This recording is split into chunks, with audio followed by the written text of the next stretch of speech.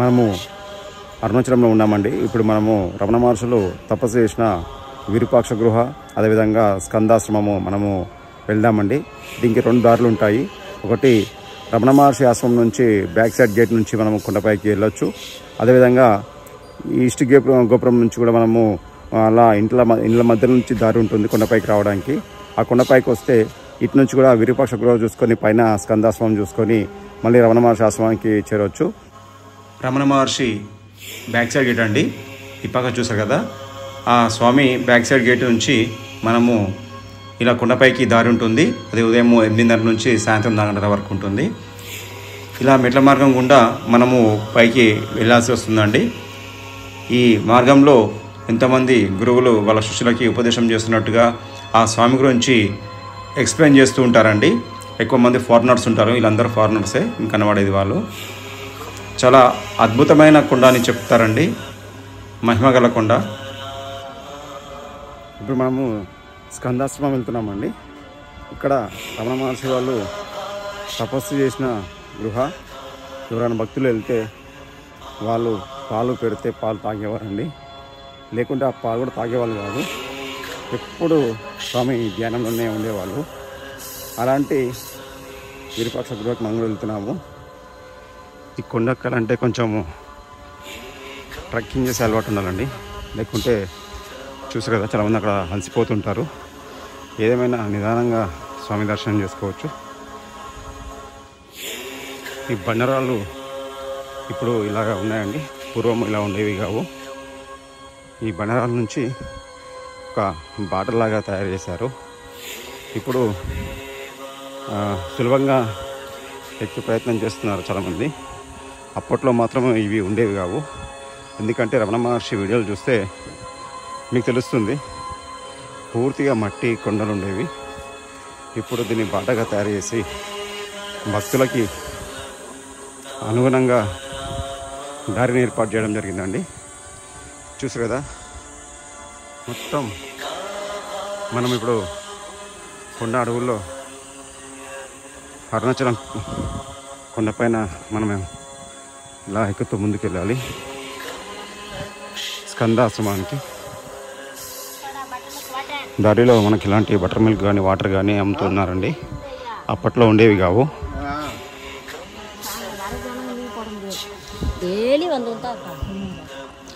చూసారు కదండి, ఇలాంటి లోయలు ఉంటాయి కొండపైన. అలాగే దారి ఉంటుంది. అలాగే ఈ కొండపైకి ఎక్కడానికి ఇది కార్తీక మాసం సమయంలో కార్తీక దీపం పెడతారు కదండి, అప్పుడు లక్షల్లో ఉంటారండి. ఈ కొండల్లో ప్రతి చోట ఒకటే నామస్మరణ, అరుణాచల శివ, అరుణాచల శివ, అరుణాచల శివ అని హారతులు పడుతుంటారండి, బ్రహ్మరథం పడుతుంటారు. అరుణాచలం మొత్తం ఆ రోజే దీపావళి వచ్చినట్టుగా పటాకులు కావచ్చు, దీపాలంకరణ కావచ్చు, ప్రతి ఇంటి మీద లైట్లతోటి ముస్తాబు చేసుకుంటుంటారండి. ఈ కొండపైన ఆ రోజు అద్భుతమైన కార్తీక దీపం పెడతారు. దాదాపుగా అది 12 రోజులు ఆరకుండా ఆ కొండపైన ఎలాంటి గాలి, ఎలాంటి వర్షము, ఎలాంటి ఏది వచ్చినా కూడా ఆ జ్యోతి మాత్రం ఆరదండి. 12 రోజులు ఆ కొండపైన జ్యోతి నిరంతరంగా వెలుగుతూ ఉంటుంది. ఒక్కసారి ఆ దర్శనం, జ్యోతి దర్శనం మాకు జరిగింది. ఆ భాగ్యం మాకు కలిగింది, ఆ స్వామి దయ. ఆ రోజు మా చిన్ననాటి మిత్రులందరం కలిసి ఒక 12 మందిమి వచ్చామండి ఆ జ్యోతి దర్శనానికి. అద్భుతంగా జరిగింది. చూసారు కదా.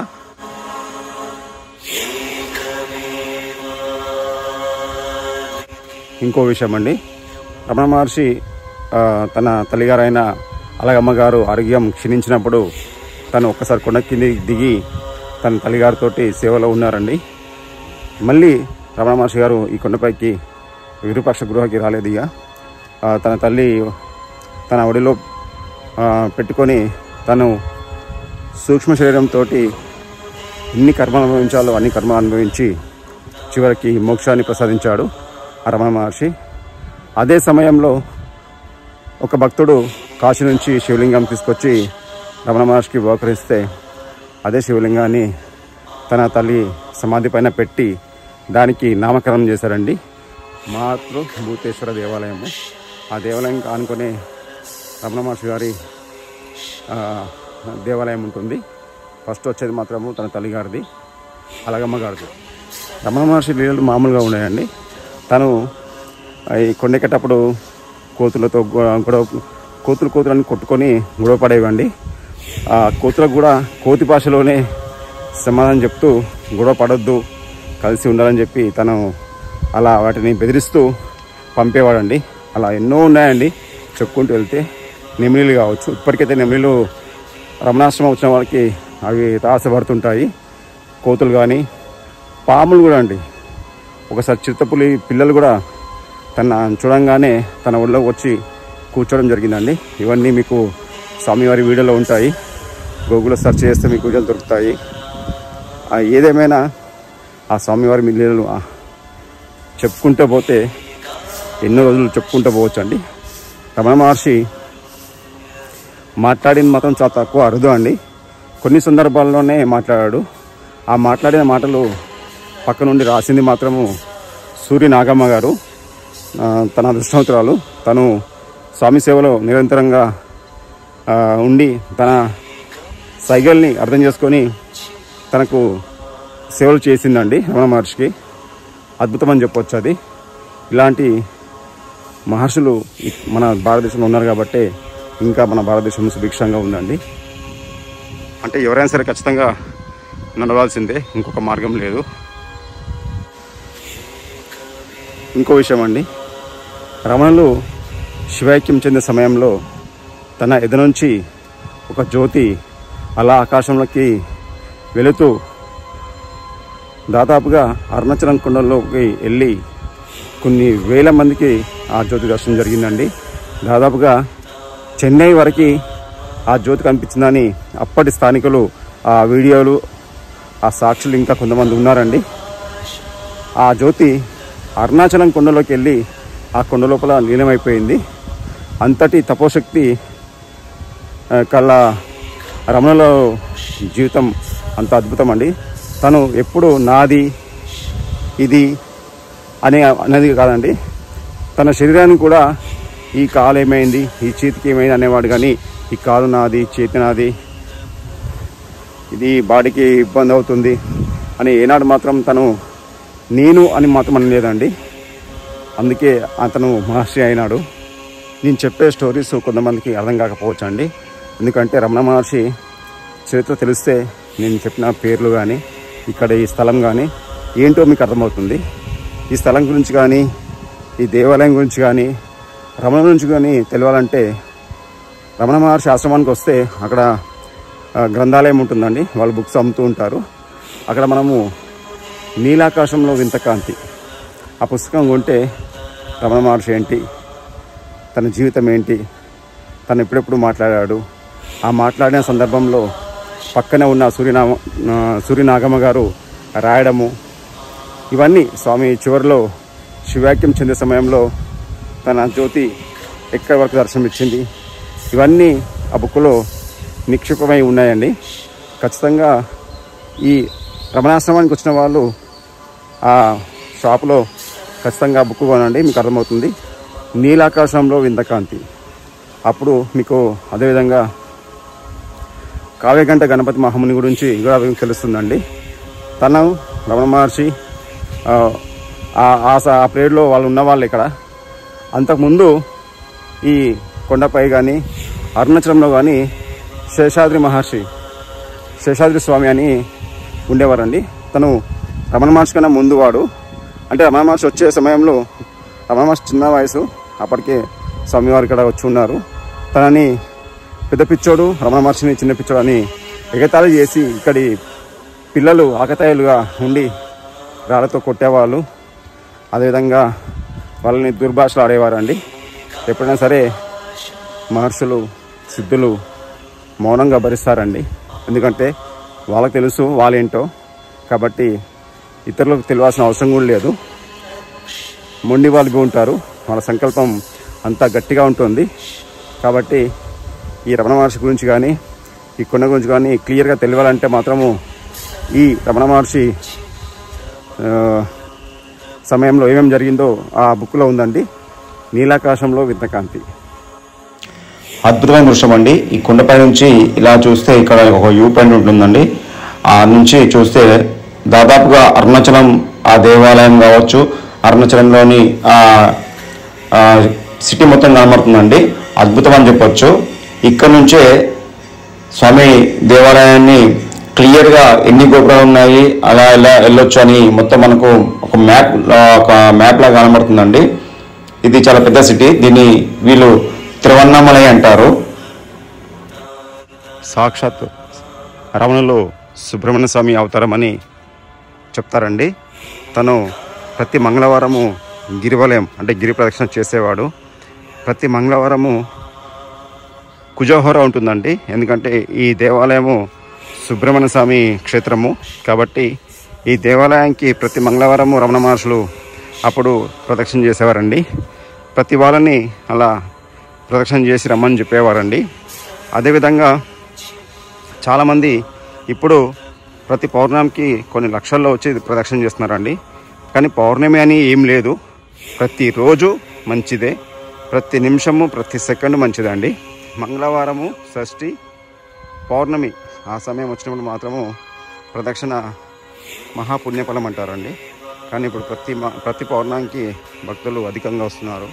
అరుణాచలం రావడమే ఒక యోగం అండి. ఏదో జన్మలో ఇంత పుణ్యం చేసుకుంటేనే ఈ స్థలానికి వస్తాము. అన్ని క్షేత్రాలలాగా అరుణాచల క్షేత్రం కాదు. ఆ శివయ్య అనుగ్రహం ఉంటేనే ఈ క్షేత్రంలో మనం అడుగు పెడతాము. ఒక్క అడుగు శివయ్య నేను వస్తున్నానని మనసులో సంకల్పం చేసుకొని బయలుదేరితే 1000 అడుగులు ముందుకు వచ్చి స్వామి మనల్ని తీసుకొస్తారని. స్వామికి ఎప్పుడైతే శరణగతి అవుతామో అప్పుడు స్వామి పూర్తిగా మనల్ని మన జీవితాన్ని ముందుకు నడిపిస్తారండి. అరుణాచలం క్షేత్రం అంతటి మహిమగల క్షేత్రము. అరుణాచలం రాకముందుకు వేరు, అరుణాచలం వచ్చిన తర్వాత మన జీవితం వేరు. చాలామందికి ఎన్నో అద్భుతాలు జరిగినాయండి. అలా జరిగినాయని అనుకుంటే ఖచ్చితంగా కామెంట్ చేయండి. మీరు కూడా ఇతరులకి చెప్పిన వాళ్ళు అవుతారు. ప్రతి రోజు మంచిదే గిరి వలయానికి. కాబట్టి ఇది దృష్టిలో పెట్టుకొని భక్తులు వాళ్ళ వీళ్ళు బట్టి వచ్చి దర్శించుకొని ఒక్కసారి వాళ్ళ జీవితంలో గిరి ప్రదక్షిణ చేయడం చాలా పుణ్యఫలం అండి. మన పాపరాశిని కాల్చే చోటు ఏదైనా ఉంది అంటే ఈ దేవాలయం ఒకటే. ఇదేనండి స్కందాశ్రమము. మనం లోపలికి ఫోన్ మాత్రం తీసుకొని పోనివ్వరు. ఇది మార్నింగ్ నుంచి 5 నుంచి ఈవినింగ్ 4:30 వరకు ఉంటుందండి టైమింగ్. ఇది అంతలోపల వచ్చితేనే ఈ కొండపైకి పంపిస్తారు, లేకుంటే మాత్రము రానివ్వరు. ఇది దృష్టిలో పెట్టుకోండి. అలగమ్మ గారు ఉండే చోటండి ఈ గది. రమణ మహర్షి వారి తల్లి గారు రూము. ఇది రమణ మహర్షి తపస్సు చేసిన స్థలము, తన పీఠం అండి. ఇది వీడియో తీయనియరు, నేను కొంచెం రిక్వెస్ట్ చేసి తీశాను. స్కందాశ్రమం బయట ప్రశాంతంగా ఇలా మెడిటేషన్ చేస్తూ చాలామంది ఉంటారండి. ఇది స్కందాశ్రమము. రమణులు ఇక్కడే ఉండి తపస్సు చేసేవారు. ఈ కింద మనకి ఇంకా కిందికి వెళ్తూ ఉంటే విరూపాక్ష గృహం ఉంటుంది. ఇది స్కందాశ్రమం అండి మనం చూస్తుంది. ఇది స్కందాశ్రమం అండి. దీన్ని ఎదురుగానే డౌన్కి వెళ్తే విరూపాక్ష గృహం ఉంటుంది. మనం అప్పటికి వెళ్దాము కిందికి.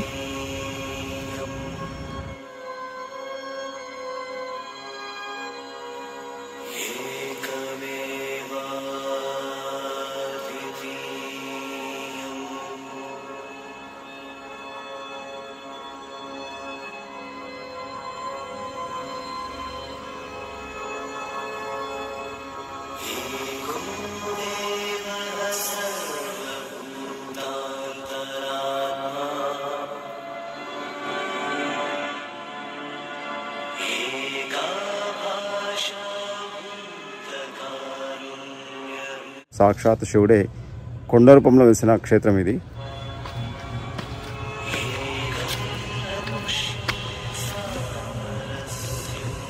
చూసారు కదండి, ఫారినర్స్ కూడా వస్తూ ఉంటారండి. వాళ్ళైతే దాదాపుగా 1 నెల 2 నెలలు ఇక్కడే ఉండి ఇక్కడ యోగాసనాలు అన్నీ నేర్చుకొని వాళ్ళు పూర్తిగా శిక్షణ పొందిన తర్వాతనే వాళ్ళ దేశాలకు వెళ్తూ ఉంటారు. అద్భుతమైన క్షేత్రం అని చెప్పొచ్చు. ఇక్కడ సిద్ధులు, యోగులు తపస్సు చేసిన స్థలం అండి. ఈ కొండలో ఇప్పటికీ సిద్ధులు, యోగులు ఉన్నారని ఇక్కడి వాళ్ళు ఈ కొండ చుట్టూ స్వామి దర్శనాల కోసమని బయలుదేరుతూ ఉంటారండి. అలా ఎంతోమందికి జరిగినాయి కూడా దర్శనాలు. అద్భుతం అది. ఎందుకంటే అందరికీ ఆ దర్శనం కావు. సాక్షాత్తు శివుడే ఈ కొండగా మారిన చోటు అరుణాచలం కొండ. ఈ కొండ లోపల ఎంతోమంది సిద్ధులు, యోగులు, మహామునులు తపస్సు చేస్తూ ఇప్పటికీ ఉన్నారు. ఈ కొండ లోపల వాళ్ళు గుప్తంగా ధ్యానం చేస్తూ ఆ స్వామి దర్శనం కోసము ఎదురు చూస్తూ ఉంటారండి. ఇది ఇంకొకటి ఏమంటారంటే, అరుణాచలం కొండల్లో గురుదక్షిణామూర్తి ఇప్పటికీ ఉన్నాడని చాలామంది నమ్మి ఈ దేవాలయాన్ని గురుదక్షిణామూర్తి రూపంగా కూడా కొలుస్తూ ఉంటారు. కొండపైన స్వామివారి పాదుకలు ఉన్నాయి. కొండ చివరిలో ఎక్కడైతే స్వామి జ్యోతి వెలిగిస్తారో కార్తీక దీపం సమయంలో, ఆ కార్తీక జ్యోతి వెలిగించే ప్రాంతంలోనే సాక్షాత్తు శివుని పాదాలు కూడా ఉన్నాయండి. మనం కూడా ఖచ్చితంగా నెక్స్ట్ ట్రిప్లో ఆ కొండపైకి ఎక్కి ఆ పాదుకల్ని, ఆ కొండని పూర్తిగా చూపించే ప్రయత్నం మీకు చూపిస్తాను. అదేవిధంగా ఇప్పుడు దాదాపుగా మనము సగం కొండ ఎక్కేసామండి.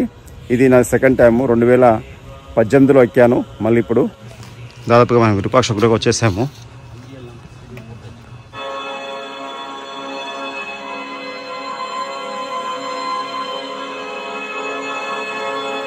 విరూపాక్ష గృహ లోపల ఇలా ఉంటుందండి. ప్రశాంతంగా మెడిటేషన్ చేసుకోవచ్చు. స్వామివారు కొన్ని సంవత్సరాలు స్వామి మౌన దీక్షలో ఉండి స్వామి ఎవరితో మాట్లాడకుండా ఆ స్వామి ఆ గృహలో ఉంటూ ఎవరైనా పాలు ఇస్తే పాలు తాగి ఉండేవారండి. లేకుంటే పాలు లేకుంటే అలాగనే స్వామి ఇప్పుడు మౌనంగా ఆ స్వామి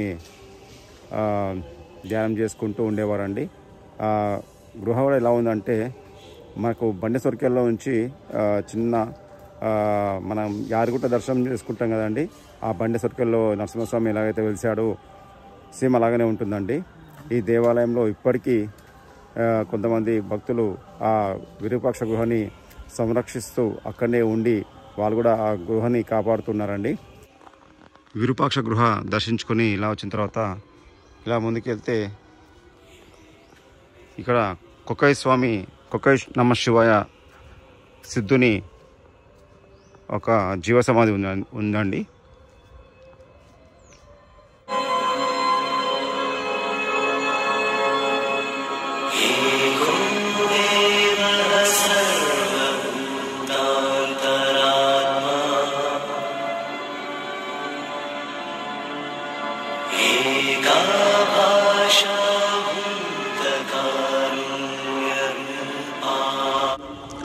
ఈ దేవాలయము రమణ మహర్షి గురువు గారి అయిన కొక్కై నమ శివాయ జీవ సమాధి అంటారండి. మనం కూడా వెళ్ళి దర్శించుకునే ప్రయత్నం చేద్దాము.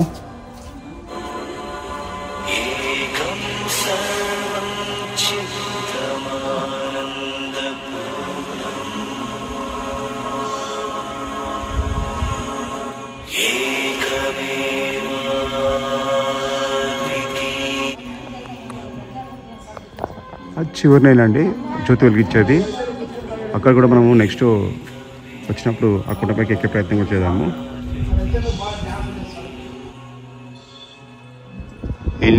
ఇల్లనాటి మర్రి చెట్టు అనండి. ఈ మర్రి చెట్టు కిందనే కూర్చొని ధ్యానం చేసేవాళ్ళు పూర్వము.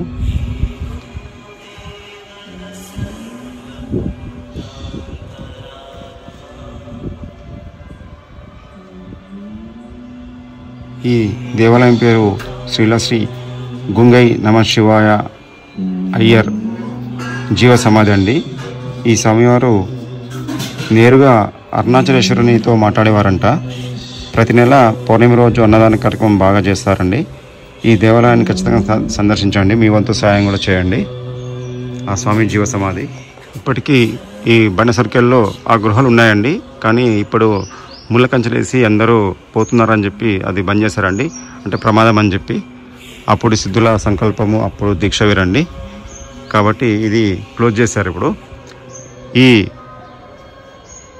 గుంగై నమ శివాయ అయ్యర్ స్వామి సాక్షాత్తు శివునితో మాట్లాడేవారండి. తన జీవ సమాధిది కనబడేది. గుంగై నమ శివాయ అయ్యర్ స్వామి జీవ సమాధి అండి. తను సాక్షాత్తు అరుణాచలేశ్వరునితో సంభాషించేవాడని, అప్పట్లో తన మహిమలు అద్భుతమని, తను రమణ మహర్షికి గురువు అని అంటారండి. గుంగై అయ్యర్ జీవ సమాధి.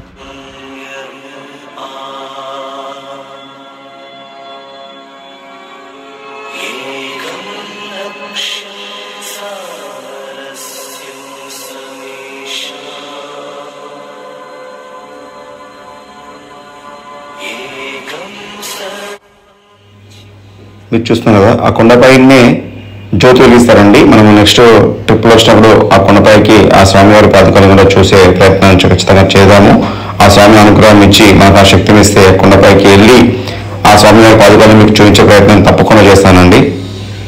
ఇప్పుడే గుంగై అయ్యర్ జీవ సమాధి మనం దర్శనం చేసుకున్నామండి. ఇక్కడ కూడా కొండ అంతా పైకి హైట్లో ఉన్నా కూడా ఆ బండ సర్కిల్లోకి వెళ్తే అదే వేడి అండి. ఆ వైబ్రేషన్స్ మనకు తగులుతూ ఉంటాయి. కానీ ఈ స్వామి సాక్షాత్తు శివునితో, అరుణాచలేశ్వరునితో మాట్లాడేవారని అప్పట్లో ఈ స్వామి రమణ మహర్షికి గురువు అని ఇక్కడి వాళ్ళు చెప్తున్నారండి. అద్భుతమైన దర్శనం జరిగింది మాకైతే. ఆ పక్కనే మాకు గురుదక్షిణామూర్తి విగ్రహం ఉందండి. నేను ఎందుకో టచ్ చేశాను మొక్కుదామని.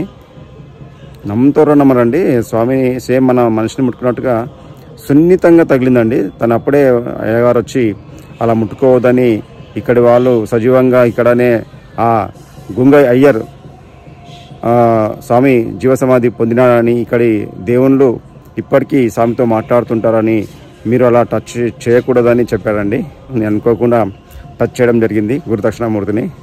ఒక మనిషిని తగిన ఆ స్పర్శ నాకు తగిలింది. అద్భుతమైన అనుభూతి అండి నాకైతే ఇది. ఈ వీడియో పూర్తిగా చూసిన వారు ఈ అనుభూతిని పొందుతారు. నేనైతే అద్భుతంగా పొందినాను. ఎందుకంటే ఈ కొండపై నుంచి అరుణాచలం గుడిలోకి సొరంగ మార్గం ఉంది. ఆ మార్గం గుండా వచ్చి ఆ స్వామివారితో మాట్లాడేవారని ఇక్కడి వాళ్ళు చెప్తున్నారు. అద్భుతమని చెప్పొచ్చు.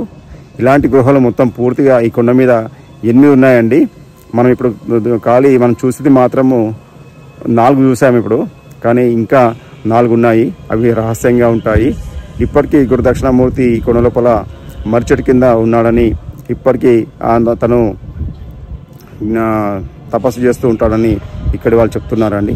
ఏదేమైనా ఈ దర్శనం మాకు చాలా అద్భుతం అనిపించింది.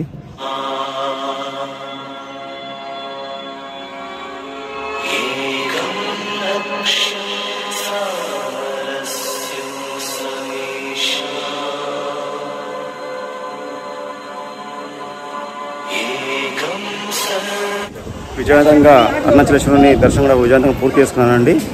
అదేవిధంగా మీకు విరూపాక్ష గుహ, అదే స్కందాశ్రమము, అదే మన గోగిని నమ శివాయ అయ్యర్ స్వామి జీవ సమాధి కూడా చూపించాను కదా.